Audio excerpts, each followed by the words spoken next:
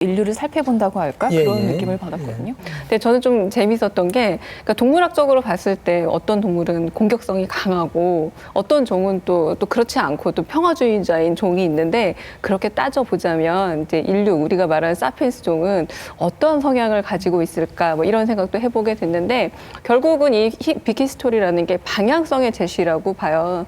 어떻게 살아왔는가를 보고, 또 인간이란 종은 다른 종들과 어떤 차이가 있고 또 좀 더 높은 다른 동물과는 어떤 차별성이 있는가를 봐서 미래는 어떻게 될 것인가에 대한 어떤 전망도 좀 제시해보고, 과거를 본다는 건 결국 그 히스토리의 관점은 똑같다고 봐요.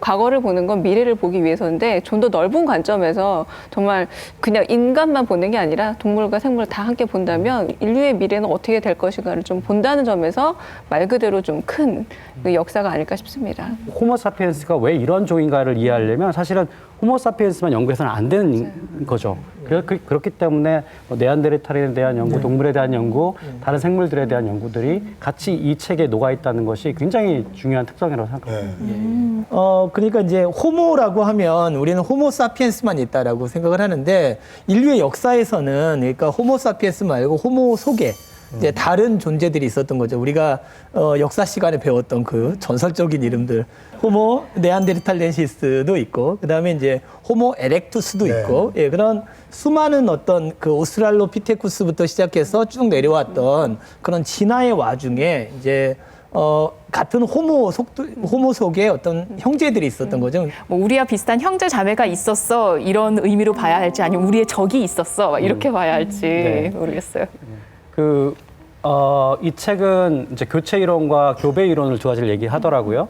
호모사피엔스가 무언가 어떤 점에서 훨씬 더 뛰어났기 때문에 네안데르탈인을 무찌르고 호모사피엔스만 살아남았다, 이런 식으로 교체 이론을 제시를 했었는데요. 이 책은 최근의 연구 성과들을 조금 반영해서 교체 이론이 뭐 궁극적으로 맞는 것 같긴 하지만, 실제로는 네안데르탈인과 호모사피엔스가 교잡을 어느 정도 했고, 그래서 놀라지 마십시오. 여러분들 피 속에도 네안데르탈인의 피가 한 4% 정도 흐릅니다.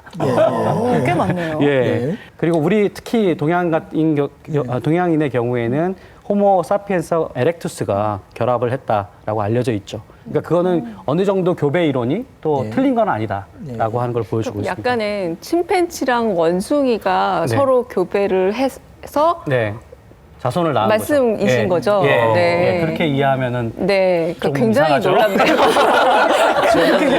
이 교배 이론, 교체 이론 여기서 이제 제가 호모사피엔스라고 생각하니까 생각을 해본 거예요. 여기 보면 뭐 네안데르탈인에 대한 설명이 조금 나오잖아요. 뭐 근육이 힘이 뭐 사피엔스보다는 뭐 3배 정도 이상 크고 뭐 그러다 보니까 뇌도 크고 그러다 보니까 요즘 이제 무슨 생각했냐면 스타워즈 영화 나오고 그러니까 거기에 왜 맞아요. 추바카라고 왜 털 많은 큰 애 있잖아요. 내가 쟤를 보면 땡길까? 이런 생각해본 거예요. 그러니까 이거는 뭐 나는 안 땡긴다. 내가 사피엔스인데 나는 무조건 교체 이론이 맞겠다. 저거를 어떻게든 우리끼리 이렇게 생긴 애들끼리 뭉쳐서 쟤를 그냥 없애버려야겠다. 이래서 저자도 교체 이론을 주장하고 있고, 그래서 저도 교체 이론의 한 표.